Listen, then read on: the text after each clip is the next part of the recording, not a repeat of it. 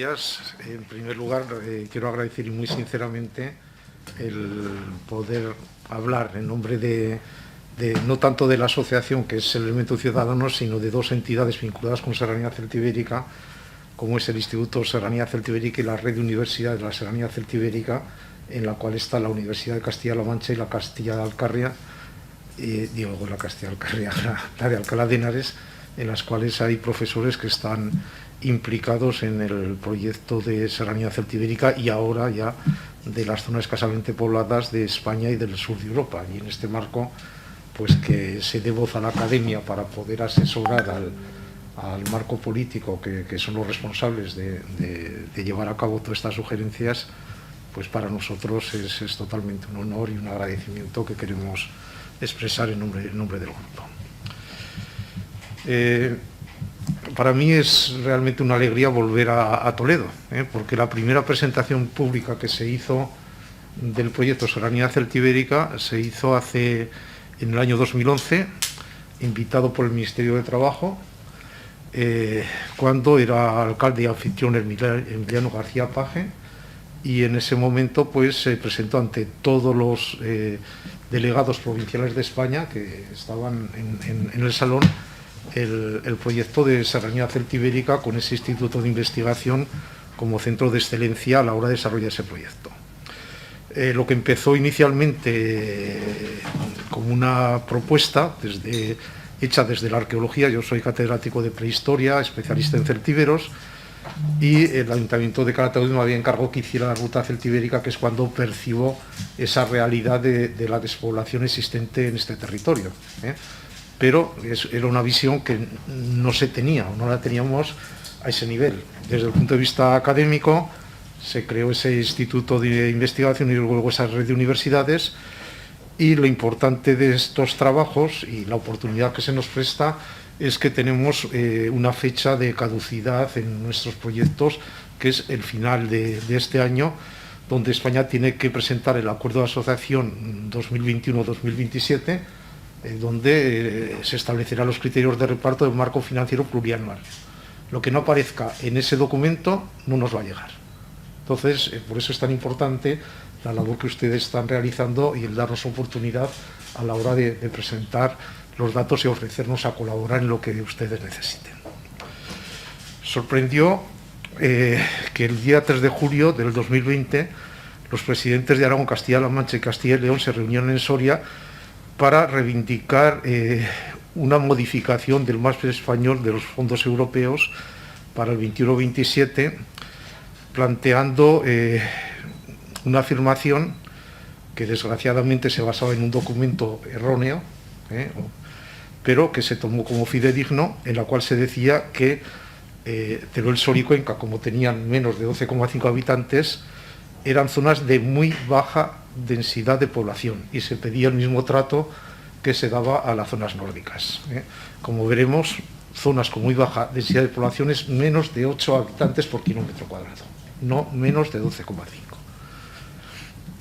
De hecho, este documento lo que hacía era reforzar lo que se viene reivindicando de las COEs de Soria, Cuenca y Teruel, configuradas ya en el 2016 como un lobby europeo, en las cuales los territorios escasamente poblados de Europa únicamente son Teruel, Sor y Cuenca, por menos de 12,5 habitantes, una zona de Croacia y una zona de Grecia. El resto del territorio de España, el 54% del territorio despoblado, no aparece en esta propuesta.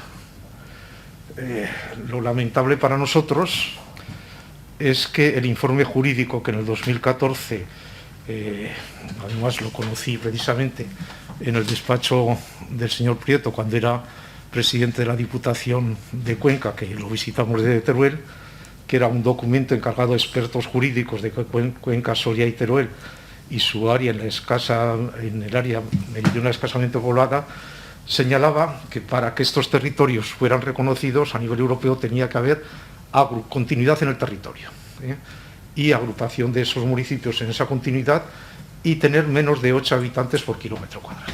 Y entre paréntesis pone: eso lo cumple Serranía Celtibérica, cuyo informe acabamos de conocer y cerrado esta parte. Entonces, este documento base no se ha tenido en cuenta, y la realidad es que estas COEs de Soria, Cuenca y Teruel tienen el apoyo económico de las 4 comunidades autónomas y en concreto el Gobierno de Castilla-La Mancha apoya en el proyecto que ellos llevan desarrollando. Vamos a ver cómo está el tema de la situación. Hay que pensar que en geografía humana menos de 10 habitantes se considera desierto demográfico, pero en el Tratado de Adhesión de Finlandia y Suecia del año 94 la Unión Europea, como eran países que tenían que aportar dinero a la Unión Europea, plantearon una forma de que revirtiera algo de lo que aportaban a ese territorio. Entonces consideraron que poner el concepto de NUTS 2, o sea, de regiones de menos de 8 habitantes. Ahí se planteó lo que era Laponia, que es una interregión que une a diferentes territorios, y esta interregión ya en lo que era el periodo 95 a 99, pues recibió ya 1.109 millones de lo que entonces eran los ECUs antes de los euros. Hay que pensar que, lógicamente, Laponia es el clima con creces más extremo de Europa, con unas condiciones de vida muy duras, porque el invierno ocupa prácticamente la mitad del año, cubierto totalmente de hielo. El Reno es el único elemento de transhumancia, de ganadería existente, y la vida en invierno, como ustedes saben, pues en concreto pues hay noche totalmente con la aurora boreal, muy bonito para ver el turismo, pero de hecho los índices de suicidios son muy importantes en este territorio. Entonces, nada tiene que ver esa climatología extrema, que es baja densidad de población, con el proceso de despoblación que sufrimos en nuestro territorio. Esto era en un momento determinado. En el 2007 se plantea el concepto de baja densidad de población a las NUTS 3, esto es, a las provincias por debajo de 12,5. Y entonces es cuando se crea ya dos conceptos: baja densidad de población debajo de 12,5 y muy baja debajo de 8. ¿Qué ocurría? Que lógicamente esa identificación exclusivamente de las NUTS 3 reflejaba una realidad que inmediatamente fue corregida. De hecho, el equipo de investigación de la Unión Europea de ESPON en el 2012 plantea definir las zonas de baja densidad de población no por NUTS 3 o provincias, sino por laos, o sea, por municipios, por agrupación de municipios. Y entonces, como ustedes ven ahí, lo que es España queda definida ya prácticamente como un territorio donde más se concentra la despoblación del sur de Europa, y aparece una mancha que en esencia corresponde a Serranía Celtibérica. ¿Qué ocurre con esta metodología? Que la delimitación de la despoblación se hace por accesibilidad. Esto es, a partir de poblaciones de 50.000 habitantes o más, se marca una distancia de 45 minutos en coche o 50 kilómetros en su entorno, y se considera que todo ese territorio no está despoblado. Obviamente, si esto se aplica a Guadalajara, no se cumple, porque hay cantidad de pueblos que están fuera de esta zona, o sea, dentro de esos límites, que lógicamente están despoblados. Pero es un criterio que sirvió ya como elemento de partida para decir, señores, no nos sirve las NUTS 3, las provincias, para decir qué territorios están despoblados dentro de un país. Dentro de esta propuesta tuvimos la suerte de que otra compareciente de esta comisión, Pilar Burillo, en el 2012 hiciera su trabajo fin de máster sobre el tema de la delimitación de Serranía Celtibérica, porque el problema que teníamos era que no sabíamos en qué situación estaba con respecto al marco europeo, y desarrolló una metodología propia. Quiero decir, se desarrolla desde Teruel una metodología que ahora hemos exportado, por suerte, al resto de Europa. Y es, en vez de a la accesibilidad, crear por agrupaciones de los municipios, por medio de un programa informático, un sistema de información geográfica, de forma de poder delimitar el territorio. Esto, aplicado a la Serranía Celtibérica, sirvió, y ya se publicó en el año 2012, para mostrar que había dos territorios en Europa debajo de 8. Uno, la zona de Laponia, y otro, la zona de Serranía Celtibérica, que se denominó como Laponia del Sur, término que ya hemos abandonado, por lo negativo, porque no nos parecemos absolutamente en nada a lo que ocurre en la zona ártica. Serranía Celtibérica, como ustedes bien saben, se extiende por 10 provincias y por 5 comunidades autónomas. Se marcó inicialmente con la cota de 700 metros. ¿Qué ocurre con este territorio? Lo tenemos como territorio testigo, porque desgraciadamente va creciendo como un cáncer, ¿eh? Y de hecho, en el último estudio que está todavía por publicar ya, Serranía celtibérica entra en la Comunidad de Madrid, en la zona de los pueblos del norte. Es una gangrena, desgraciadamente. Pero con esos límites iniciales, lo que nos quedamos asombrados es del tamaño. Estamos hablando de un territorio de 65.000 kilómetros cuadrados, o sea, más del doble de Cataluña, más del doble de Bélgica. Ahí tienen ustedes la escala a nivel de tamaño si estuviéramos como un país europeo. O sea, estamos en una situación territorial, pero ustedes observen que solamente en el censo actual, y hablo de censo, luego veremos en los montes universales como una cosa es el censo, otra las personas que realmente viven a lo largo de todo el año. La Unión Europea pide calcular las personas por las que viven más de la mitad del año dentro del territorio. Y aquí estamos hablando de 460.000 personas, o sea, el área urbana funcional de Vigo, que no lo he puesto ahí, tiene 40.000 habitantes más que toda la serranía celtibérica y una densidad, con los datos actuales, de 6,99 habitantes por kilómetro cuadrado. Pero el problema no es la despoblación, sino la desarticulación total que tenemos en este territorio. O sea, si ustedes piensan que solamente hay 4 municipios de más de 10.000 habitantes, o sea, Teruel, Soria, Cuenca y Calatayud. En el resto de España hay 746. Pero municipios de menos de 100 habitantes tenemos 669 y en el resto de España 650. Prácticamente la mitad de los municipios de Serranía celtibérica tienen menos de 100 habitantes en censo. El problema es que estamos en un proceso de despoblación donde desde 1940 hasta ahora hemos perdido la mitad de los habitantes, pero en 2 fases. O sea, inicialmente toda esa línea de caída fue por emigración. Ahora, desgraciadamente, estamos en un proceso donde desaparece la población, no tanto emigrando, sino por deceso, por fallecimientos, por muertes. Y esta gráfica muestra que lo peor está por venir. Nosotros planteamos un escrito al Gobierno para que Serranía celtibérica se declare en situación de catástrofe demográfica. Situación de catástrofe demográfica y se tomen las medidas como se hacen cuando ocurre otro tipo de catástrofe. Si ustedes ven la línea de descenso de la población entre el año 2011 y el 2018, es una línea totalmente descendente. Pero si ustedes observan, de hecho nosotros hemos calculado, bueno, Pilar Burillo ha hecho el cálculo de las poblaciones que tienen menos de 12,5 habitantes. O sea, estamos hablando del 92% del territorio. 92-67% del territorio tiene menos de 12,5 habitantes. La densidad bajamos a 3,43 habitantes por kilómetro cuadrado en todo este territorio, que es más del doble de Bélgica. Pero la tasa de envejecimiento, fíjense ustedes, de 448, o sea, la más alta con creces de toda la Unión Europea. La más alta con creces de toda la Unión Europea. Pero si ustedes observan lo que es la pirámide de edades, hay que pensar que es de 2015, ven que primero tenemos un alto grado de masculinización, domina los hombres a las mujeres, pero sobre todo ese ensanchamiento que tenemos ahí en los años 50 a 54, o sea, personas de 50 a 54 años, que ocurre hace 5 años, piensen que eso está subiendo, mientras que la base se está reduciendo, porque cada vez, como es obvio, hay menos gente joven, hay menos niños. Con lo cual auguramos que dentro de 10 años vamos a tener una pirámide totalmente invertida. Quiero decir, Serranía celtibérica se desaparece. Pero estamos hablando de un país que es España, que es la 17 economía mundial. O sea, el que se ha llegado a esta situación es algo que realmente parece totalmente incomprensible.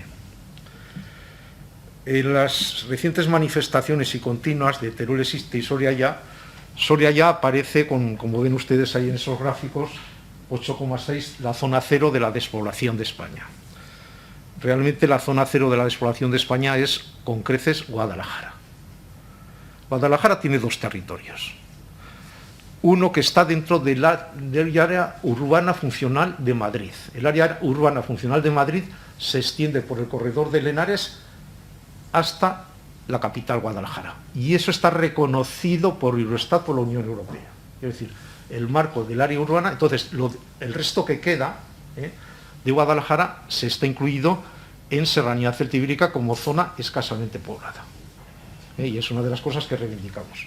Aquí tienen ustedes el reparto de poblaciones por provincias de Serranía Celtibérica y pueden ver cómo la despoblación existente en Guadalajara, piensen, lo que hace es favorecer en la media provincias como Soria, que se consideran o que van reivindicando dentro de su triste situación común de la desertización que tenemos, que son la zona cero. Sin embargo, piensen que la población de Guadalajara es 46.000 habitantes en 11.000 kilómetros y la población de Soria es prácticamente el doble, 88.000 en 1.000 kilómetros menos. La densidad media de Soria es 8,61 y la de Guadalajara el 4,21. No es, o sea, dentro de la miseria que tenemos, es únicamente reivindicar tristemente que el territorio que tenemos, pero con creces más despoblado en España de la zona cero, es Guadalajara. Pero Guadalajara también es un territorio expoliado. De hecho, he cogido simplemente 3 elementos para hacernos idea de lo que puede ser la expoliación de este territorio. Guadalajara ha tenido 2 centrales nucleares. La de Zorita, en el 2006, que se cerró, se planteó un proyecto de desarrollo dentro de ese territorio que no se ha cumplido. Y, de hecho, las poblaciones del entorno han ido perdiendo. Yo tuve la suerte de poder visitar, que era casi imposible en el momento actual, porque todavía está por desmantelar, todavía los elementos nucleares están en las piscinas, en este tema. Hay guardas jurados, pero pudimos ir a visitar lo que las instalaciones, pero lo triste es pensar qué va a pasar con Trillo cuando se cierre, que está augurado que sea en el año 28, sin un plan de desarrollo que tenía ya que ejecutarse previo al cierre para que no pase lo que está ocurriendo cuando han cerrado la térmica de Andorra, y esa falta de previsión que otros países la tienen. O sea, en el caso de Alemania va a cerrar las térmicas del carbón pero en el año 38, pero están invirtiendo a partir de ahora ya 40.000 millones de euros en ese territorio para que cuando desaparezca las térmicas del carbón realmente hay un desarrollo. Entonces, la situación de Guadalajara, y la muestra es lo que ha pasado con la de Zorita, cuando se cierre Trillo en el ámbito de Cifuentes, de todo ese ámbito, de eso va a suponer una desaparición mucho más profunda de la población de lo que actualmente tiene. Se ha hablado del tema del trasvase Tajo Segura. Es el único que ha roto el principio de cuenca reguladora a nivel de toda Europa, este trasvase. Es una realidad que está ahí. El tema es que no ha habido reversión al territorio. O sea, se ha generado un beneficio de más de 22.000 millones de euros y la situación no es el beneficio que se ha creado, sino cómo estaría Murcia si este trasvase no se hubiera realizado. El tema, claro, esto a nivel de las montañas, que es la escala no solamente de este territorio, que es un ejemplo, desde las montañas se produce el agua de boca, para las ciudades se producen los regadíos, están los pantanos con las centrales hidroeléctricas, y el problema es que no hay reversión de esa riqueza al territorio. Entonces, el caso más extremo en España lo tenemos en este ámbito. En la información que tenemos, la reversión que existe de 500 millones en este tiempo no va al territorio de Cuenca y Guadalajara, donde están los 2 pantanos, sino va a las comunidades de Castilla-La Mancha, Extremadura y Madrid, que es por donde pasa la cuenca del Tajo. Entonces, solicitar que haya esa reversión para lo que se ha demandado, regadíos, crear riqueza del territorio, es algo necesario. Pasa lo mismo con el parque eólico de Maranchón y Luzón, que fue inicialmente el mayor de toda Europa. También es otra forma de extraer riqueza del territorio, en este caso producir energía eléctrica para más de 600.000 personas, o sea, mucho más, pero no para generar empresas dentro del territorio. Obviamente esto hay una incidencia en el paisaje importantísimo. El problema que se tiene ahora en el ámbito de Teruel es que con el apoyo de la Unión Europea, este desarrollo de las industrias eólicas y fotovoltaicas alternativas apoyadas, pues hay un problema tremendo, y es la instalación en todo el ámbito de Teruel y, de hecho, pues territorios como la zona del Maestrazgo, lo que llama la Toscana española, el sector turístico ha reclamado que, por favor, la poca riqueza que se tiene del territorio, como es el paisaje, no se anule con estos elementos eólicos. El señorío de Molina es el epicentro de la zona cero de ese elemento de Guadalajara. Observen ustedes el mapa. El mapa no puede ser más tremendo porque únicamente queda Molina de Aragón con una densidad superior a 12,5. El resto del territorio ya está muerto. Pero claro, la muerte, como decía antes Jesús Alba, de estos pequeños pueblos hace que lo que es la capital, hablemos de Molina, hablemos de Sigüenza, hablemos de Pastrana, si no hay un servicio que cubrir a las demandas que existen en los pueblos, convertidos ya en su mayoría solamente en segundas residencias, hace que realmente la capital, en este caso Molina Aragón, va también descendiendo en este territorio. Para mí hay un dato histórico muy importante, y es que el rey de España, de forma continuada ya desde el siglo XIII, sigue siendo señor de Vizcaya y de Molina. ¿Esto qué nos dice? Que estos dos señoríos en la Edad Media tenían similar importancia. Tenían una importancia similar. ¿Cómo se puede explicar que el señorío de Molina, con 3.362 kilómetros, tenga 8.469 habitantes en censo? Una densidad de 2,52, mientras que Vizcaya como provincia tenga 1.000 kilómetros más de 1.000 kilómetros más, y más de 1 millón de habitantes con una densidad de 517. Esto es muy importante, porque se nos está achacando la despoblación a circunstancias geográficas de la zona del interior, de una zona fría, de una zona... o a la falta de iniciativa de las gentes que todavía residimos en el territorio. Y esto no es así. Y esto no es así. Es un problema, como bien definió en su momento Pilar Burillo, de demotanasia, o sea, por acción u omisión de las entidades políticas que han dejado a estos territorios morir por falta de iniciativas. O sea, si siguiera aquí Jesús Alba, podría hablar de las industrias metalúrgicas que había en su pueblo a principios del siglo XX, como en cantidad de pueblos, porque en esos momentos las energías estaban en el agua, centros de fabricación de papel, de cristales, etcétera, etcétera, tejidos, batanes, y sin embargo todo ese proceso industrial ha ido a los grandes polígonos de desarrollo porque no había ninguna medida de asentar industrias en las zonas del interior. Pero el mayor desierto demográfico de Europa no está en Laponia, está en los Montes Universales. Es algo increíble. O sea, en un sitio donde tenemos una climatología que, como antes se decía, tenemos un clima seco, frío, insolación, es lo que hace que se curen los jamones de Teruel, es lo que hace que a Bronchales fuera la gente de Valencia a curarse de enfermedades como la tuberculosis. Quiero decir, somos el sanatorio de Europa de producción de productos de calidad en el tema precisamente a nuestra climatología. Nada se parece a la Laponia. Pues observen ustedes la referencia de datos. En Lapi, que es, como ven en el mapa, la zona más septentrional, la densidad que tiene es un 84. La densidad del ámbito de los Montes Universales, que es este trifinio, como ustedes saben, entre Teruel, Cuenca y Guadalajara, es de 1,45, pero se ha encuestado pueblo a pueblo y baja a 0,90. Ellos tienen prácticamente el doble de jóvenes y la mitad de personas mayores. Si observan la pirámide de edad nuestra, de los Montes Universales, ahí ya la masculinización es total, y lo que es la base es prácticamente inexistente, y cuando suba esa generación del baby boom, este territorio, por supuesto, ya desaparece, si no se toman, como nosotros planteamos, medidas adecuadas. Y observe la pirámide de Lapi, que es estable, es decir, tiene una base totalmente sólida.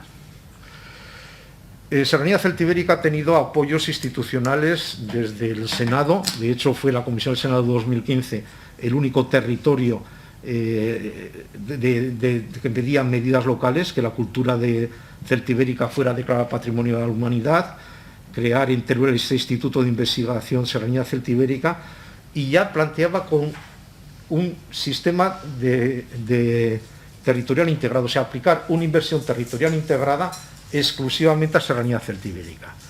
Esto adquiere mayor renombre con una proposición de ley de las Cortes Generales, donde por unanimidad plantean a la Comisión Mixta para la Unión Europea, uniéndose a las propuestas contenidas en las ponencias sobre despoblación aprobadas en el Senado.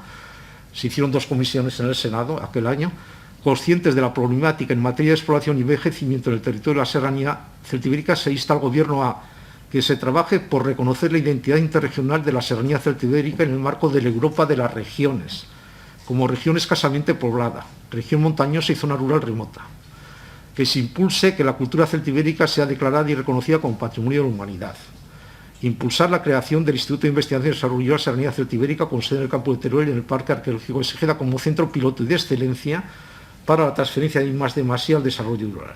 Y colaborar e impulsar con las comunidades autónomas implicadas, una de ellas la de Castilla-La Mancha, para que las mismas, dentro de sus competencias, declaren la serranía celtibérica como inversión territorial integrada. Y luego integrar el proyecto dentro de las zonas de la montaña. A esto se unieron en el 2015 las Cortes de Aragón con otra proposición no de ley, en el 2017 la Generalitat Valenciana con otra proposición no de ley, y ahora en el 2020 el Gobierno de La Rioja también. Castilla y León y Castilla-La Mancha no se han unido, pero este acuerdo de las Cortes Generales que no se ha cumplido es el elemento que seguimos reivindicando como una solución cierta en este sentido. La última propuesta de apoyo vino por que era entonces eurodiputado Sergio Martínez, que era secretario general de la Delegación Socialista Española del Parlamento Europeo, que hizo un escrito pidiendo más fondos para combatir la despoblación de la serranía celtibérica, lo cual le agradecemos porque nos enteramos a nivel de los medios, o sea, ni siquiera se nos consultó, fue una iniciativa del Grupo Socialista Europeo, en el cual hizo una pregunta escrita a la Comisión Europea para reclamar un aumento de fondos para la lucha contra la despoblación en España. En concreto, pide medidas específicas para la serranía celtibérica que toca a las comunidades autónomas de Castilla-La Mancha, Castilla-León, Aragón, Valencia y La Rioja. La serranía, dijo, tiene una densidad de población de menos de 8 habitantes por kilómetro cuadrado, una cifra que pronto será inferior a la región escandinava de Laponia. No se engañaba, hizo esa pregunta, se le contestó en el sentido de que muy bien, pero nosotros se lo agradecemos que en el marco europeo un eurodiputado español y ahora diputado en las Cortes nuestras hiciera esa reclamación en este sentido. ¿Cómo está el tema del reparto económico del 14-20 para ver cómo va a estar el del 21-27 y realmente si tenemos un hueco y una posibilidad de percibir fondos es lo que nos importa? El marco del 14-20 hay, disculpe, en lo que es la política de cohesión, que es la partida que nos ocupa el 33%, 359.000 millones de euros. Luego han unido aquí lo que es la política agraria comunitaria a otros, pero vamos a centrarnos en la política de cohesión. Los fondos de cohesión o la política son lo que se llama los fondos estructurales, que va al FEDER, el Fondo Social Europeo, o sea, va a una serie de fondos. Hay un fondo de cohesión de 68.700 millones de euros. De ese fondo de cohesión no llega nada a España. Hay que pensar que el reparto que hace la Unión Europea va al gobierno, o sea, en concreto España, y a comunidades autónomas. No va a entidades provinciales. Lo que se ha establecido hasta ahora. Entonces, España no recibe nada de esos 67.000 euros de fondo de cohesión, sencillamente porque sus territorios despoblados, que con creces son los mayores del sur de Europa, no estaban reconocidos en este momento. Y al no estar reconocidos, como el cálculo se hacía por el Producto Interior Bruto de los países y España estaba por encima de la media, no recibe en este tema. Luego, el mayor dinero va a las regiones. Se establecen entre menos desarrolladas, en transición, y más desarrolladas. Las menos desarrolladas son las que tienen un Producto Interior Bruto per cápita menos del 70% de la media. Menos del 70% de la media. Entonces, vamos a ver cómo va esto. Estas 3 categorías de regiones, las menos desarrolladas, como ven ustedes, son esencialmente países del este, sur de Italia, Portugal, y de España únicamente Extremadura se considera en este periodo como región menor desarrollada, por razón del PIB. El resto no. Las regiones en transición, ahí tenemos ya a Castilla-La Mancha, y las regiones más desarrolladas es el resto. Vean ustedes que Galicia, que luego hablaremos de ella, está como región más desarrollada. ¿Cómo se hace este reparto? Pues este reparto, en lo que respecta, España recibe de esos fondos 28.600 millones de euros, de los cuales a las zonas escasamente pobladas no llega nada, de esos 63.000 euros, y 2.000 millones de euros van exclusivamente a Extremadura. Realmente son 1.800, no esos 2.000. Y el resto se reparte entre el resto de las regiones. De forma testimonial hay para las regiones ultraperiféricas, caso Ceuta, Melilla y las Islas Canarias. O sea, hay que pensar que en el fondo anterior, se me ha olvidado referenciar, pero luego veremos, había unos 1.500 millones de euros que iban para el Tratado de Finlandia-Suecia del 94, o sea, para la zona de Laponia y para las insulares ultraperiféricas, o sea, Canarias y las otras 8 islas que están ultraperiféricas, la Martinica, Guadalupe, etcétera, en este sentido. Bien, ha habido unas declaraciones para mí muy importantes, porque Castilla-La Mancha se lanza a liderar el frente del Foro de Regiones Españolas con Desafíos Demográficos, que es un foro de regiones en las cuales están, como ahí pone, Aragón, Asturias, Cantabria, Castilla y León, Extremadura, Galicia y La Rioja, junto con Castilla-La Mancha, y que es un foro que va reclamando desde hace tiempo que haya fondos especiales para los territorios despoblados de estas comunidades y del resto de España, porque gracias a este foro se creó la Comisión del Reto Demográfico en enero del 2017, y ahora, gracias a esa tendencia, hay un ministerio dedicado al tema de reto demográfico, como ustedes saben, con categoría de vicepresidencia. Pero observen ustedes, este foro, la desigualdad que hay en cuanto a densidades demográficas. Este gráfico está hecho antes de incluirse La Rioja. La Rioja se incluyó posteriormente al 2015. Observen que hay 3 comunidades, Aragón, Castilla y León, Castilla-La Mancha y Extremadura, que están muy por debajo de 30 habitantes por kilómetro cuadrado. Pero hay Asturias, Galicia y Cantabria que están prácticamente por encima, o sea, están por encima de los 90 habitantes por kilómetro cuadrado. La línea de España media es de 92 habitantes por kilómetro cuadrado. Aquí es la densidad en rojo de Serranía Celtibérica y la cordillera Cantábrica. Pero ahora, dentro de ese territorio, este es un gráfico del porcentaje de territorio despoblado por cada comunidad autónoma. El liderazgo lo lleva Aragón con un 84, luego sigue Castilla y León con un 81 y Castilla-La Mancha, que tiene el 67% del territorio. Pero observen que Galicia, luego verán por qué hablo de Galicia, tiene exclusivamente un 13% del territorio en estas densidades. Pero ¿cómo se han repartido los fondos que han llegado estructurales en las comunidades del cambio demográfico? Pues observen que Aragón recibe 665 millones, son 504 por habitante y 13.941 por kilómetro cuadrado. En el caso de Castilla-La Mancha reciben 1.870 millones, son 908 por habitantes y 23.000 por kilómetro cuadrado. Pero Galicia recibe 2.000, esto es 732 por habitante, pero por territorio, por kilómetro cuadrado, son 97.626. Quiero decir que estamos hablando del elemento territorial. Hay una disparidad tremenda. Máxime, pensando que Extremadura, que es la única región menor desarrollada, recibe 1.800, esto es 43.233 por kilómetro cuadrado. Quiero decir que realmente en el reparto no se ha hecho, porque no se conocía en ese momento, en razón de la despoblación existente en cada comunidad autónoma. Ahora sí que ya tenemos los datos para que haya un reparto más objetivo.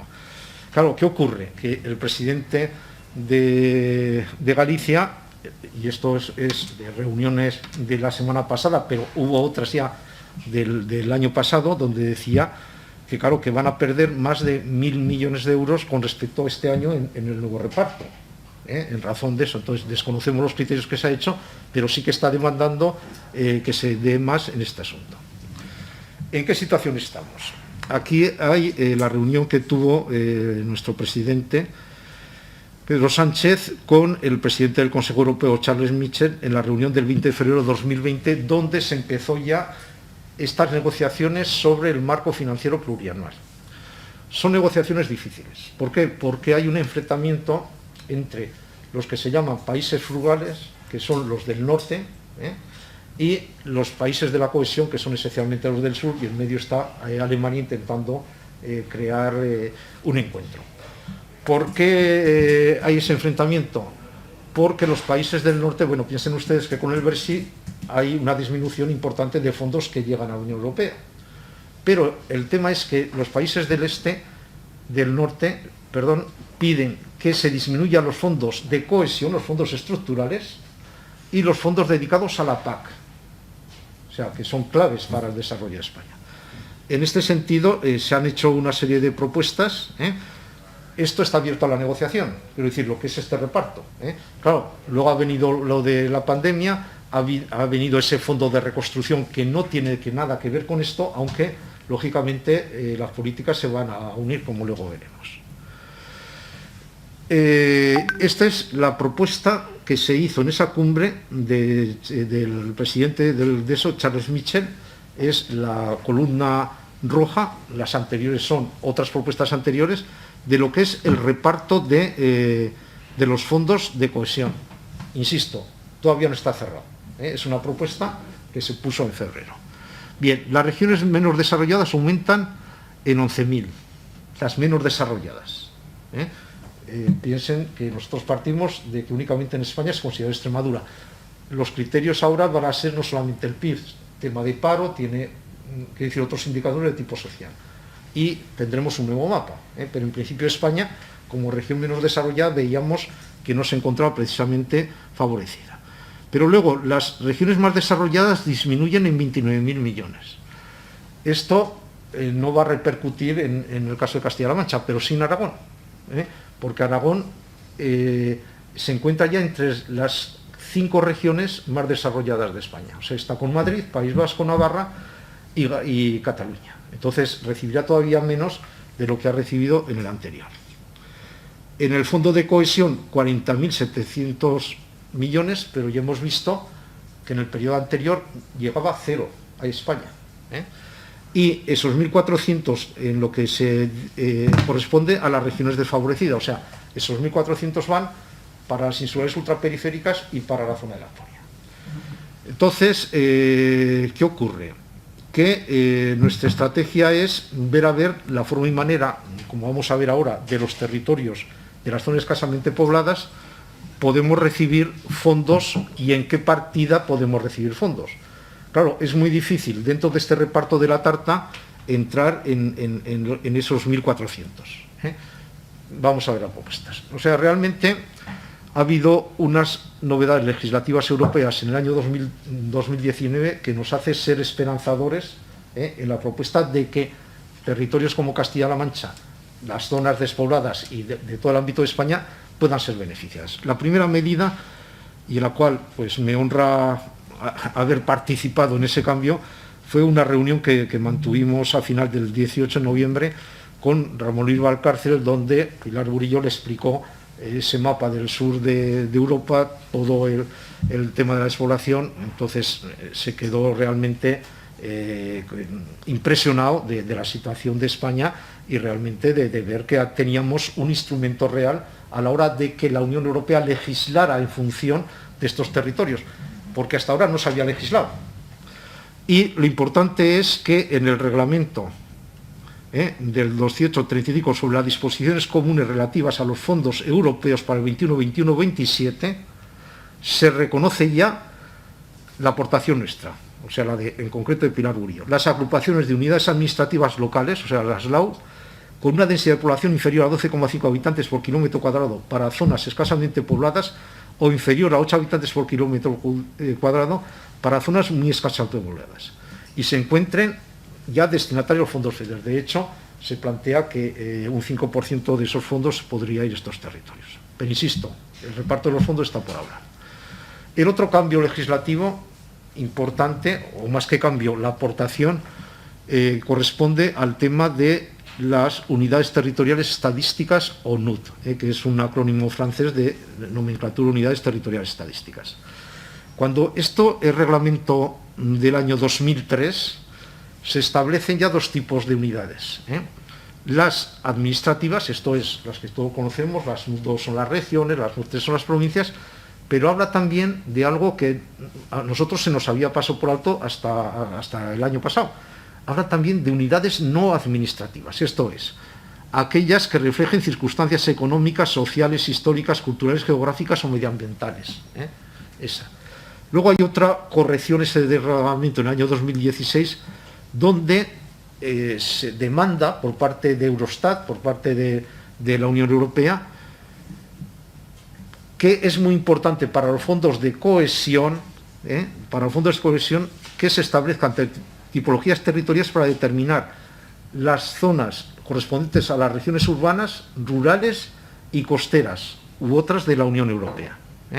Quiero decir que lo que plantea es que fuera con unidades no administrativas se delimiten las zonas urbanas, lo que son las zonas urbanas funcionales, las zonas rurales y las costeras, porque es donde, como sabemos, también se concentra el tema de la población. Pero lo importante va a ser este reglamento del 2019, o sea, del año pasado, relativo a las condiciones uniformes para la aplicación armonizada de las tipologías territoriales, donde habla ya de las zonas escasamente pobladas como comunidad. Quiero decir, tenemos ya un reglamento europeo donde ya se define zonas escasamente pobladas como unidades no administrativas, y tenemos también ya que esas zonas escasamente pobladas hay de dos tipos: baja densidad de población, menor de 12,5, y muy baja, bajo de 8. Y estoy acabando. Nosotros desde el Instituto vamos a aportar al Gobierno de España un estudio de cara a aportar la información para el Acuerdo de Asociación España 2021-27. Tienen la portada del Acuerdo de Asociación del 14-20. Este es el documento base que el Gobierno de España entrega a la Unión Europea, donde en razón de los fondos que se han negociado se establece ya el reparto al euro de esos fondos. Quiero decir, lo que no esté en ese documento no va a llegar en el 21-27. Y este documento se cierra a finales de año. Es decir, estamos en un momento crítico a la hora de que nuestros territorios despoblados se tengan en cuenta. ¿Qué es lo que nosotros planteamos? Que se aplique lo que es la base jurídica, nuestra Carta Magna, que es la que comienza todos los fondos estructurales. Es el artículo 174 del Tratado de Funcionamiento de la Unión Europea, a la hora de reforzar la cohesión económica, social y territorial de lo que llaman las regiones menos favorecidas, o sea, las desfavorecidas, que son las zonas rurales, las afectadas por transición industrial, las que padecen desventajas naturales o demográficas, graves y permanentes. Nombra las septentrionales, Laponia, con una escasa densidad de población. Claro, esto ya se regula con lo que hemos visto en el reglamento del 19. Insulares, transfronterizas y de montaña. Claro, de todas esas, únicamente hemos visto que solamente son las septentrionales y las insulares las que se han beneficiado, y las otras no han sido reconocidas. Por lo tanto, nosotros ya tenemos la base para defender en lo económico, que lleguen fondos de cohesión finalistas a las zonas escasamente pobladas. Ahí tienen ustedes el mapa elaborado por Pilar Burillo y la relación de cada una de ellas. Además, ¿cuál es la importancia de este mapa? Que el defensor del pueblo, en su informe sobre el tema de la despoblación de la España vaciada, lo recoge y lo entregó ya a las Cortes de España. Quiero decir que tenemos ya un camino andado a la hora del reconocimiento de nuestros territorios. De Castilla-La Mancha, el 62% beneficiado. ¿Qué es lo que queremos que se nos reconozca? Que las zonas escasamente pobladas de España se reconozcan como regiones menos favorecidas en razón del artículo 174. Y por lo tanto entremos en el reparto de los 40.700 millones de euros de fondos de cohesión que hasta ahora han sido cero para España. Entonces, esa es una de nuestras demandas que vamos a presentar. La otra, que como unidades no administrativas se nos considere como regiones menos desarrolladas. O sea, podamos entrar en el bloque de los 200.000 millones que solo van a ir esencialmente a las regiones menos desarrolladas, países del este. ¿Y por qué podemos considerarlos como regiones menos desarrolladas? Y ahí estamos con los estudios que se están haciendo de la Universidad de Castilla-La Mancha.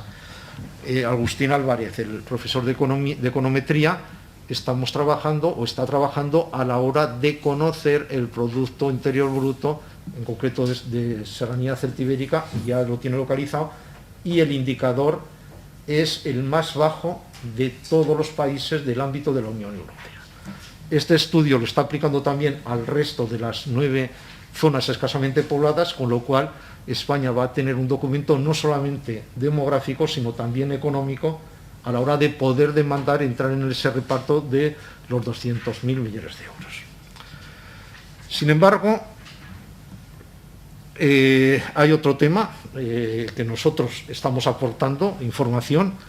Como ustedes saben, uno de los capítulos importantísimos que está liderando España es el Acuerdo Verde Europeo, donde lo que se pretende son estrategias para conseguir la descarbonización, esto es, emisiones cero de CO2 en el año 2050. Eso Europa lo quiere liderar y España, dentro de toda Europa, quiere llevar a la máxima de esto. De hecho, dentro de ese Acuerdo Verde Europeo ya se ha hecho un fondo de transición justa que se está estirando y aportando como un chicle, porque inicialmente fueron 7.500 millones, luego subieron a 30.000 o 40.000, en la última reunión han bajado a 10.000 y todavía no se ha cerrado, porque esto es para el 21-27. Bien, este fondo de transición justa, cuando era inicial 7.500 millones, a España se le daba solamente el 4%, o sea, 307 millones para 2021-27, para 7 años, para compensar algo que España se ha adelantado, que es el cierre de las térmicas, se han cerrado ya. Y el problema es sin un plan de desarrollo. Alemania va a recibir 835, creo recordar, pero Alemania prevé cerrar en el 38 con esos 40.000 millones de euros ya para hacer un desarrollo. Y el país que más recibe es Polonia, con 2.000 millones, que no tiene fecha de cierre del carbón. Quiero decir, indudablemente un tanto injusto para España en este reparto. Pero uno de los colaboradores del Instituto Serranía Celtibérica, consultor internacional de la FAO, que está en Roma, que él se dedica a calcular, tras el Tratado de Kioto, ustedes saben que países o empresas que emiten CO2 pueden comprar bosques, oxígeno, para compensar, o sea, pagando una cantidad de territorio. Entonces le planteé, digo, oye, considera Serranía Celtibérica como un país de lo que somos, del tercer mundo, en este sentido. Él hizo el cálculo, claro, cuando hizo el cálculo dice, mira, sois el pulmón del sur de Europa, porque absorbéis 6 toneladas de CO2 anuales. Digo, y eso económicamente, en un mercado internacional, ¿qué resultaría? Pues bueno, en el periodo 21-27 deberíamos recibir 2.681 millones. Quiere decir, o sea, nosotros tenemos un capital natural, como es el agua, como es el paisaje, como es el aire, la absorción de oxígeno, y este capital natural ya lo tenemos cuantificado con criterios. Entonces, esta información se ha mandado a la ministra. Se le mandó la información para decir, en las negociaciones de transición justa, piense que solamente Serranía Celtibérica debería tener esta compensación para que se tenga en cuenta las negociaciones. Pero piensen ustedes que hay que hacerle el estudio de los Pirineos, de la zona cantábrica, o sea, de otros tantos territorios que absorbemos CO2 en este ámbito. Pero lo más importante es un trato fiscal diferenciado. Porque nada hacemos viniendo los dineros si realmente no hay un trato, como se ha señalado, para favorecer el asentamiento de las empresas. ¿Qué es lo que pedimos? Que tengamos el mismo trato que otras zonas desfavorecidas como las insulares ultraperiféricas. Esto es, que tengamos el mismo trato que el que se aplica a las Islas Canarias. Observe en las Islas Canarias lo bien que les ha ido, esto es la evolución de la población en desde el año 2000 hasta ahora, o sea, en estos 20 años. Bien, pues ha crecido las Islas Canarias que en 503.994 personas, se ha incrementado. O sea, esto es 43.000 más de las que viven en la Serranía Celtibérica. Ya acabo, en este sentido. Entonces, ¿qué es lo que pedimos? Pues el mismo trato que se hace para las Islas Canarias. ¿Cómo pueden venir las empresas a sentarse en el territorio? Bueno, pues en las Islas Canarias tienen un IVA reducido del 7% y un impuesto de sociedades del 4%. El de Irlanda, que también les ha ido en el desarrollo, era del 7%. Pero esto está regulado por la Unión Europea. O sea, nosotros no pedimos algo que no esté regulado y ya se esté cumpliendo, y que ha generado crecimiento de la población. Los problemas que se decían, de las personas de administración que trabajan en diferentes poblaciones y que van y residen fuera del lugar de trabajo. Bueno, pues hágase como en las Islas Canarias. Bonifíquese en el sueldo base, un sueldo base superior, y bonifíquese en el IRPF. Y entonces muchos de ellos se plantearán que les merecerá la pena vivir en el lugar que se trabaja. Nuestro gran problema, el sector agroganadero, son los custodios del territorio, como bien se viene repitiendo. Bueno, pues una PAC similar a la de las Islas Canarias, con las cuales se les da una ayuda directa muy superior, pero muy superior a la que se recibe en el ámbito peninsular. Entonces, obviamente, a todo ello hay que hacer la implantación urgente de banda ancha, telefonía móvil, mejoras en las comunicaciones interiores, y concluyo. Concluyo agradeciendo a esta comisión, en nombre tanto del Instituto y de la Red de Universidades de Serranía Celtibérica, el poder haber hecho esta exposición, y quedamos muy sinceramente a disposición de esta comisión a la hora de proporcionar datos concretos, porque nosotros seguimos trabajando.